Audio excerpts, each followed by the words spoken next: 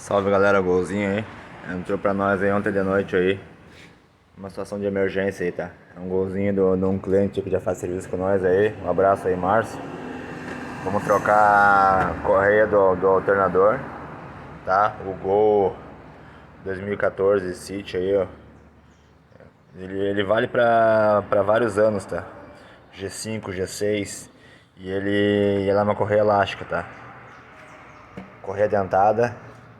Eu já vou explicar para vocês a situação desse carro aqui.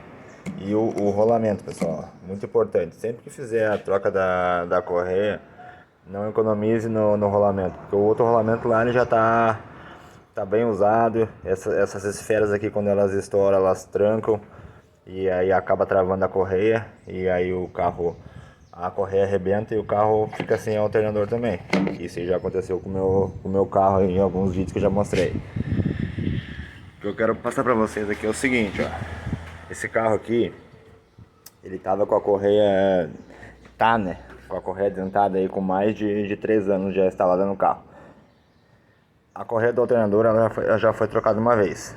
Então eu não sei se ela arrebentou por má instalação, se era uma correia com um PK diferente do que manda nas polias aqui. Enfim, eu não sei, mas ela arrebentou, né? E agora como ela caiu, não tem como saber qual é o motivo por qual ela arrebentou. Provavelmente pode ter sido por uso, tempo de uso. Só que o que eu quero salientar? Se essa correia aqui, sempre que troca dentada, troca auxiliar. Então elas têm o mesmo tempo de vida útil. Ela já está com uns 70 ou 80 mil km pelo que o cliente me falou. Mais de 3 anos de uso, certo? Então provavelmente tem mais de 80 mil km porque o carro ele é de aplicativo. Então a gente vai estar entrando com a troca aí da correia dentada e tensor, né? Vamos estar entrando com a troca da correia do alternador e vamos estar entrando com a troca desse rolamento aqui, ó, conforme eu mostrei ali, porque esse rolamento ele também se desgasta, né? E acaba estragando o carro. Outra coisa que eu quero salientar: manutenção preventiva ela é sempre mais barata que a manutenção corretiva. Esse carro aqui, ele, como arrebentou a correia do alternador, né, ele ficou sem carregar. A do alternador, ela gira o alternador e a bomba de direção hidráulica. Então a direção pesou e ele parou de carregar a bateria. Esse aqui tem mais uma outra correiazinha lá embaixo lá do ar-condicionado. Isso aí, do ar-condicionado. Mas aquela lá não arrebentou. Aquela fininha lá deveria também se trocar. Mas ela não é tão crítica porque se ela arrebenta, o carro só vai ficar sem ar. Esse carro, como ele ficou sem carregar a bateria, ele foi dar pane, né? Ele foi morrer bem na entrada de uma principal via aqui em Florianópolis, que é uma via de velocidade de 100 por hora, então um carro parado ali. Então tu imagina a situação do motorista aí, passando aqueles carros ali em toda velocidade, e ele com o carro empenhado, não conseguindo nem empurrar o carro porque estava sozinho, né? Então tem certas situações mecânicas aí que a gente se coloca muitas vezes, né? Porque se a manutenção houvesse certinho no prazo certo, talvez ela não arrebentaria. Claro que o cliente falou que já foi trocado uma vez, então eu não posso também botar a mão no fogo aí pela manutenção anterior. Quem sabe também possa ter havido uma má instalação da correia e ela arrebentou. Mas o fato é que arrebentou. Eu estou me baseando em corretiva porque a correia dentada já passou do prazo e não foi trocada.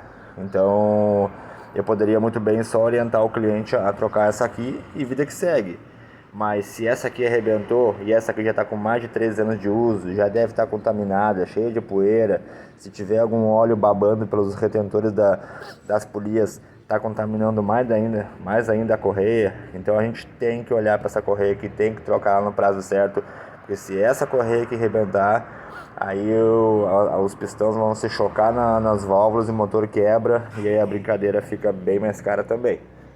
Certo, pessoal? Então esse é o videozinho aí para contribuir com quem tem carro aí, que fica esperto aí em correia dentada, fica esperto em prazo de troca aí, manutenção preventiva.